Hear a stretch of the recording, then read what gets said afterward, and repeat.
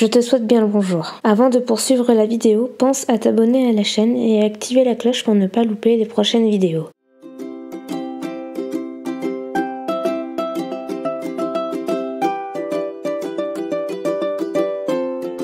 Quand on décide de visiter l'Australie, avant d'organiser le voyage, il est nécessaire de présenter une demande de permis d'entrée qui est obligatoire pour partir. En peu de mots, il faut obtenir un visa australien valable. l'e-visitor s'adresse aux ressortissants de l'Union européenne et de la Suisse qui souhaitent partir en Australie pour faire du tourisme, pour rendre visite à leur famille ou pour un voyage d'affaires. Vous pouvez aussi étudier ou effectuer un stage en Australie avec l'e-visitor pour une durée maximale de 3 mois. L'e-visitor est valable pendant 1 an à compter de la date d'obtention du visa. Vous pouvez passer un séjour maximum de 3 mois en Australie et vous pouvez entrer et sortir du pays en toute liberté avec ce visa. Il existe 2 variantes du visa e-visitor Australie, e-visitor touristique et e-visitor d'affaires. Avec le visa touriste e-visitor australien, il est possible de visiter le pays en tant que touriste, rendre visite à des familles ou à des membres de la famille, suivre un cycle de formation d'une durée maximale de 3 mois. Avec le visa d'affaires e-visitor australien, il est possible de conduire des études de marché avec les entreprises locales pour futures collaboration, négocier ou signer un contrat de travail, recueillir des informations nécessaires pour un éventuel déménagement vers l'Australie en tenant également compte de la recherche d'un emploi et d'un lieu d'hébergement, participer à des séminaires, conférences ou foires à condition de ne pas recevoir une compensation en argent. Vous devez utiliser le même passeport pour voyager. Si le passeport que vous avez utilisé pour la demande du visa e-visitor change avant le départ suite à la perte ou lors du renouvellement, il est nécessaire de demander un nouveau visa. Si vous vous trouvez sur le territoire australien et vous obtenez un nouveau passeport délivré par le consulat ou l'ambassade de votre pays, il ne sera pas nécessaire de demander un nouveau visa e-visitor. Si vous disposez d'un visa touriste Australie et vous demandez un autre visa, par exemple le premier visa va expirer ou vous avez fait des erreurs lors de la compilation de la demande de visa, le nouveau visa remplacera et annulera l'ancien visa dès que la deuxième demande sera acceptée. Si vous êtes déjà sur le territoire australien et vous avez besoin de rester en Australie plus de 3 mois, il convient de savoir que le visa e-visitor ne peut pas être prolongé. Le visa e-visitor peut être demandé exclusivement en ligne et il est suffisant de remplir le formulaire de demande de visa par l'Australie e-visitor. Avant de présenter la demande, assurez-vous d'avoir un passeport éligible, une adresse email pour recevoir une copie papier du visa e-visitor et toute communication, et une carte bancaire pour compléter la demande. Le formulaire doit être rempli pour chaque membre de la famille, y compris les enfants et les nouveau-nés. Une fois que la demande sera complétée et envoyée, vous recevrez un email avec tous les détails. Si votre demande de visa e-visitor est approuvée, vous recevrez dans votre boîte aux lettres électronique une lettre ayant comme sujet État e-visitor document. La lettre contient des conditions de visa Australie e-visitor et une copie de papier